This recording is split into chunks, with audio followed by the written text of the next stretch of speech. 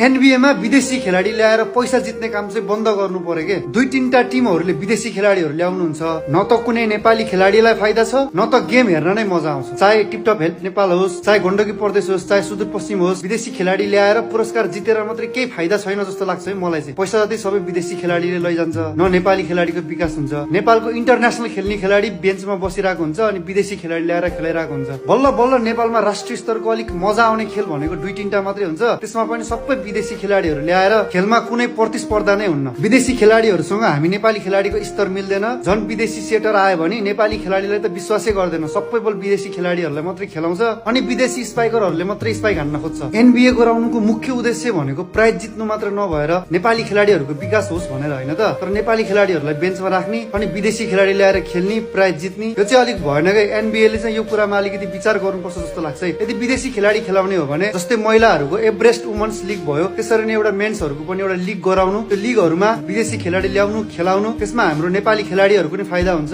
तर एनबीए जस्तो लिगमा विदेशीहरू चाहिँ नखेलाउँदा राम्रो हो जस्तो लाग्छ है मलाई चाहिँ। सबै टिमले विदेशी खेलाडी ल्याउँदैन, दुई तीनटा टिममा मात्रै विदेशी खेलाडी हुन्छ अनि पहिले नै रिजल्ट पनि थाहा हुन्छ। नेपाली खेलाडीहरूले राम्रोसँग चान्स पनि पाउँदैन, गेम देखाउन पनि पाउँदैन। नेपाली खेलाडीहरूमा चाहिँ के प्रब्लम छ के, खेल्दा खेल्दै पेट्रोल सकिन्छ कि, खुट्टामा टायर जोडेको हुन्छ, टायर पञ्चेट हुन्छ कि, नेपाली खेलाडीहरूमा के प्रब्लम छ? खोज्नुस् नयाँ नयाँ ट्यालेन्टेड खेलाडीहरू कति छ, खेलाउँदै जानुस्, एक्सपिरियन्स पनि हुन्छ। दुई तीनटा टिमले विदेशी खेलाडी ल्यायो, जित्यो, केही अर्थ चाहिँ छैन के। एनबीएमा चाहिँ विदेशी खेलाडी ल्याउने सिस्टम चाहिँ बन्द गर्नु पर्यो, नेपालमै भएको खेलाडीहरूलाई चान्स दिनु पर्यो, यदि साँच्चै नै नेपाली भलिबलको विकास गर्ने हो भने। नत्र भयो यो सबै विदेशी खेलाडी ल्याउने, पैसा जित्ने, पुरस्कार जित्ने मात्रै सिस्टम भइरहेछ अहिलेसम्म। अब सबैजनालाई मेरो यो कुरा मन नपर्न पनि सक्छ, यो चाहिँ मेरो आफ्नो पर्सनल विचार हो। यदि तपाईँहरू पनि मेरो विचारमा सहमति जनाउनुहुन्छ भने कमेन्ट गर्नु है त। जय नेपाल, जय भलिबल।